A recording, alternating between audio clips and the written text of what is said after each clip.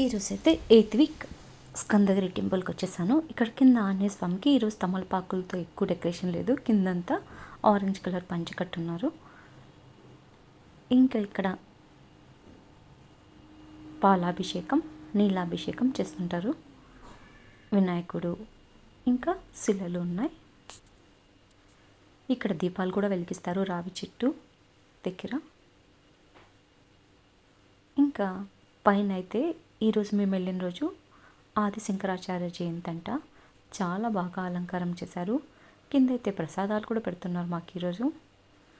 ఇంకా నేనైతే 8 నిమ్మకాయలు అంటే 16 దీపాలు వెలిగించేశాను.